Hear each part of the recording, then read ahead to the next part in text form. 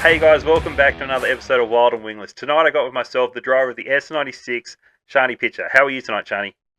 I'm good, thanks. How are you? Yeah, I'm good. I'm good. Thank you so much for agreeing to come on. I remember when we first spoke. What was it? Borderline, yeah.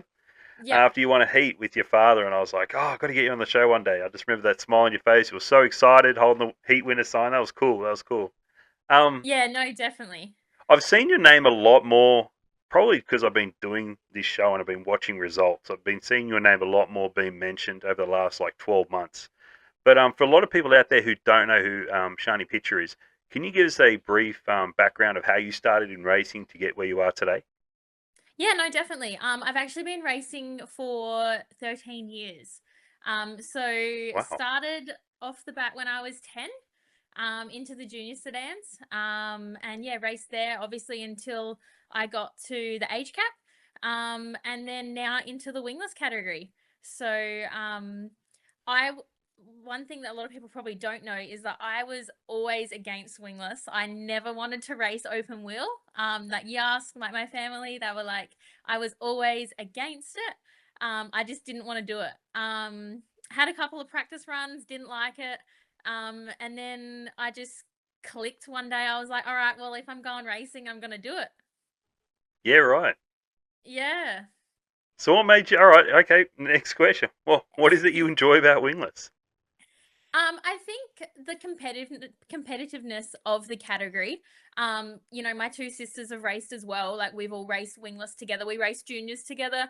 So then coming into the wingless category, like we all get to be out there together. It's such a family thing that we do. And I think just like there's more like it's such a growing category. There's always so many cars, so much competition.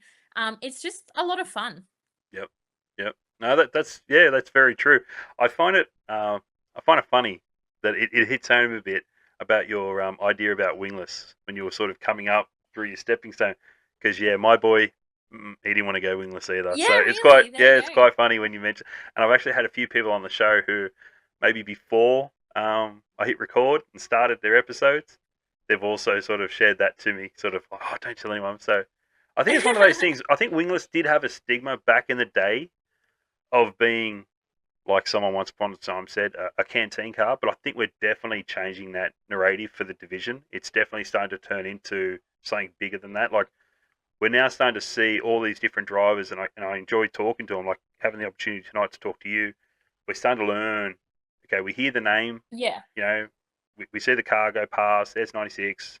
There goes Pitcher. But now we're learning who that person is, what makes them tick, and all the rest. And I think that's probably the best thing for it. We're starting to sort of build a profile for each driver, and they become stars. Yeah, They said so. totally. And like obviously it's hard because it is such a growing class, but there's just so many people coming through and you start to see a lot more families. Yep. They start with one car, then they go into two or so. Like, I'm very grateful that there's me and my two sisters. We have multiple cars. So it's definitely a growing class, that's for sure. Yeah. Yeah. No, it is. One thing you mentioned before when we were having a chat was your runs that you've had during like the 60 lappers at Murray Bridge. Now, we've never been a part of it, but that's sort of been an iconic race I feel on the wingless calendar, especially in like the southern sort of states or the southern areas. What does it mean for you to be competing in those 60 lappers, and just run me through what one of those sort of nights would entail? Yeah, no, definitely. I love those nights. Obviously, the competitiveness is high with everyone. I didn't race the last one, unfortunately. I missed it. I was actually lived in Darwin for 18 months. I got the opportunity to race up there for a season, so that was the season before last.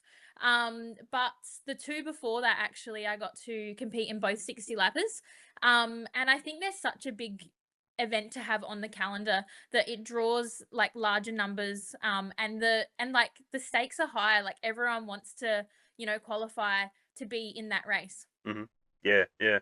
So that's a good one you just mentioned. So you had a bit of a brief period where you obviously left home, left South Australia, went to Northern Territory. So how was the racing up there? Completely different. Yep. The same but different. Obviously smaller car numbers. Like I think we were racing with maybe about 20 to 25 cars most weeks. But it's such a family up there. I think because you know everyone, it's such a small place that and like it's no different here. Everyone helps everyone, but up there it was just such a different atmosphere. Hmm. And I loved it. Like I loved being able to go up there, Dad and I. And you just race like every weekend or every second weekend for the dry. Obviously, you don't have Yep. very long of a dry season, so you got to try and get as much racing in as you can. But you know, I was very grateful to obviously compete at Chariots that year. And yeah, I loved racing up there, and you're racing on the same track week in, week out. For me, it was a great consistency. I built lots of car confidence, and just had like a great experience in the car, learning lots. So yeah, I definitely loved being up there. So, all right, you mentioned Chariots. So I've spoken to a few drivers on the show now who have gone to Chariots. I think some have even won the Chariots. But what was the experience for you racing Chariots? Like, so that's obviously, as you know, that's a sprint car event, which obviously gets bigger and bigger each year. Yeah. Um, it also, I'd even go as far as to say that if the support division, wingless, that itself has gotten bigger and bigger each year. Where sometimes, unfortunately for those boys or boys and girls with the things with wings, we're actually putting on a better show. But what was the like being there yourself as a competitor? You know, in Darwin, Northline Speedway for the Chariots. What did it mean for you? Was that like a buzz for you? Did it feel like a bigger event than a normal club show? Like, talk me through it.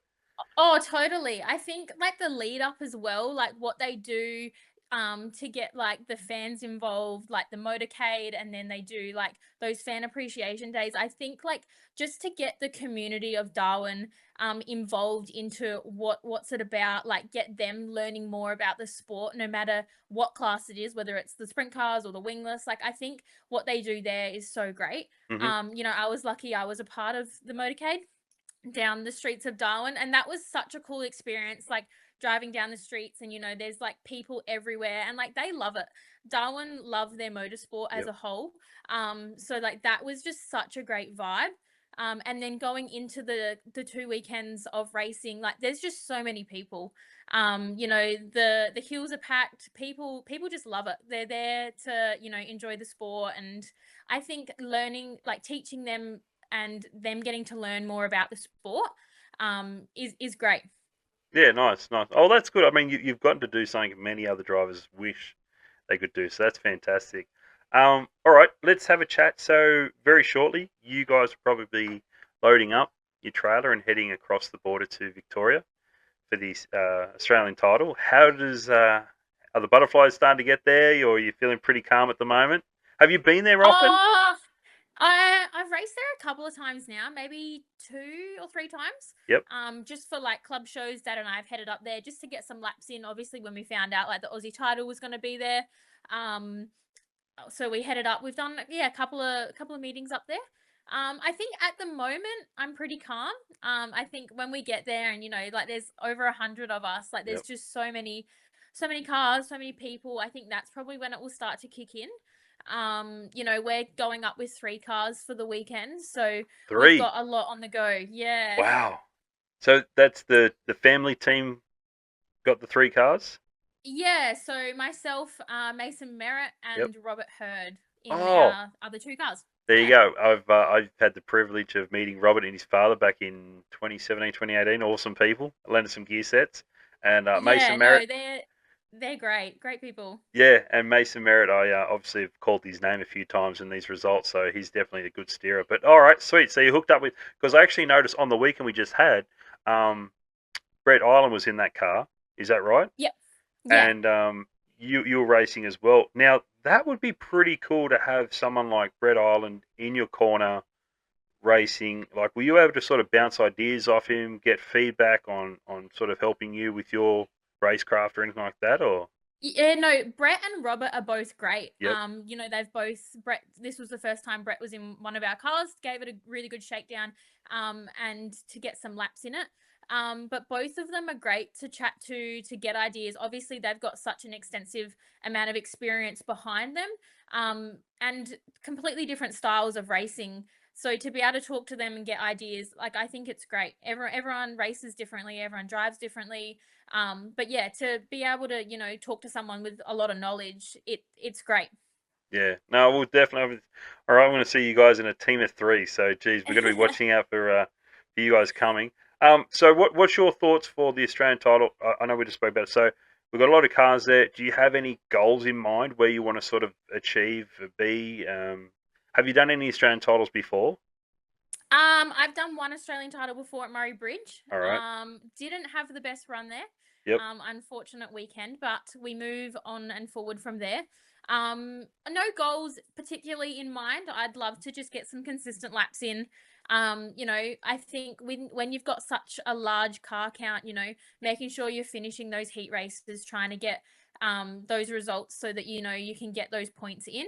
Um, I'd love to get somewhere, in the top 60, top 50 or 60, that's the top half of the Yep. field. I reckon that would be great. But yeah, going in with an open mind. But yeah, just keen to get some laps in. Yeah. Okay. Okay. Well, after the Australian title, I think it's like 2 weeks later.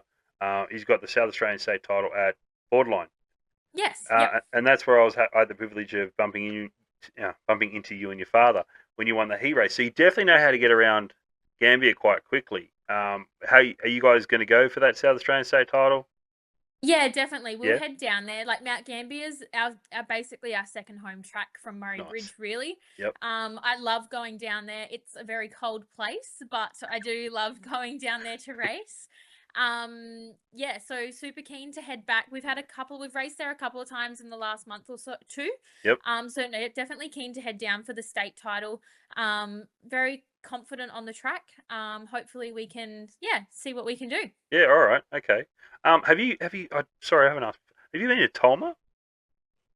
Have I? Sorry. Have you been to Tolma? Yeah, I headed down there for their first meeting, and it's a great track. Yep. Okay. So Can't wait! I can't wait to get on it. yep. So double thumbs up from you from Tolma. Yeah, Awesome. yeah, Awesome. All right. Well, that's cool. So it sounds like you got a few races on. Plus, you guys obviously going to see out the rest of your club championship in for the South Australian Wingless.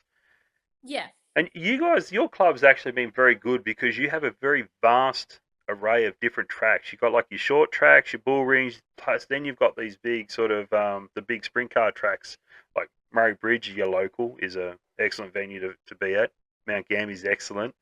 And then a couple of hours, like it's probably where you are is very centralised. I said that to Jordan Blytho. I was like, you're very centralised, but I guess in around that area, there's so many racetracks. You guys have so many yeah. There options. definitely is. Yep. Obviously, once you cross the border over to Victoria, they're quite close. And there's quite a few. From us here in Murray Bridge, it's like 5-6 hours. We've got quite a few. Obviously, we've got our country tracks in SA as well. We've got Waikerie and Renmark, Wyala. But no, definitely I love being Murray Bridge. Obviously, that's my home track. I've raced on it now for 13 years. Yep. So definitely one of my favorites. No, no, that's good. Oh, well, I was going to ask you actually. That's one of the questions I do ask. What is your favourite racetrack? Yeah, definitely Murray Bridge. And I think that comes down to the amount of laps that I've done on that track. Yep. And then it would have to again be Mount Gambier for the same reason. Like that's probably our second home track. Bordertown was close to home, so that'll be really exciting once we can get some laps in there. Obviously, when that shut down a couple of years ago, like that was, that's only 2 hours from us. So being that that's reopened, I think that's really great for the speedway scene in SA as well, for us Hmm. to have another track open. Yeah. Yep. Absolutely. I think you guys, Victoria and South Australia, are in very good hands right now with speedway racing. Unfortunately, not every other state's the same, but yeah, keep on going with that. That's good that you guys got it. One of the questions again I'm going to ask you is, what's your favourite moment in the sport? Now, this doesn't have to be just driving. If you've got one where it was sort of as a fan or a crew, but also as a driver. So I think there's so many moments when you do something like this, especially we do it as a family. yeah, Like there's no better feeling than getting to go racing, with my parents every weekend. My sisters are there. I've got uncles and aunties coming and help. But one that I like recall quite clearly is we're actually down at Mount Gambier in the junior sedans for a title. Might have even been the Australian title. My sister and I were off the front row of the first heat for the night, yeah. and the track was pretty sloppy. And we actually took each other out. What? It was an unfortunate turn of events Wow. that we took each other out. And we both ended up with quite a significant amount of damage. Yep. So we towed the cars back in, and all I can remember is just everyone coming to help. And I think that really highlights the sport that we're in. And that people are there to help no matter, even though you are competition out on the track, as soon as you're back in the pits, like everyone's there to help, everyone's willing to lend a hand. And I think that's the one really great thing about the sport. Yeah. No, you're 100% right. That's one thing I do love about the sport too. Is that camaraderie there and the fact. Yeah. So how was dinner after that happened? Geez, that would have been quiet at the dinner table at your house, wouldn't it? It was, yeah. I think, like, that was quite a few years ago Yeah. now, but at the time, like, we both were quite heated. But like, these things happen. We both got back out there that night. Things were fine. And I think, again, that's the joys of, like, me getting to race with my sisters. Like, we are all very competitive. I would have to say that I'm probably the most competitive out of them, and I think everyone can probably agree with me there. Yep. But at the end of the day, like, we all come together and we all look out for each other, and we all love it just as much as one another. No, that's good. That's good. Well, I've got another question for you, and I actually took this from the Arrow Power BJ. I did ask for his permission beforehand, so thank you, BJ. But your number 96. Where did that come from? So 96 actually originates from my pop, so my mum's dad. Yep. Little Foss, or Peter Merritt. So he raced that number for many, many of years. Mm-hmm. So then when we started racing, that was our first number that we gained. Yep. So yeah, I raced that, and we unfortunately lost him late last year. Mm-hmm. So I now get the privilege to race that number in honor of him. Oh, nice. Oh, that's Yeah. awesome. Yeah. That's great. Well, look, hey, another thing I do for everyone, Sharni, is I give them the opportunity to thank their partners, their sponsors, stuff like that, who help them get to the racetracks and home and all the rest. I'd like to offer that to you. So the floor's all yours for who you want to thank to help you race.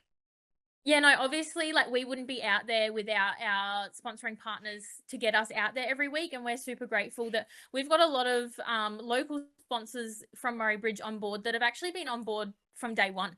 Yeah, right. From when we started in juniors. So, super grateful. And again, we wouldn't be out there without them.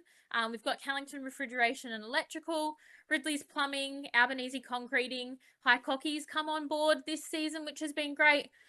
Bridge Building Supplies, and they're all local to us, and like, so grateful that we're able to have their support, and we wouldn't be out there without them. Yeah, absolutely. No, it's good that their locals are helping locals. So, and to have them Oh, on for totally. as long as you've had. Wow. Yeah, super grateful. Yeah, you're doing well. Well, look, thank you very much for your time, Sharni. All right, I really appreciate it. Everybody, Sharni Pitcher, I will put down her socials in the link there. Please check her out. Show her some love. She's an awesome person, great little race car driver. She's doing some great things around the country. So thank you very much for joining us. For everyone else, thanks for tuning in, and I look forward to seeing you all next time. Take care. See ya.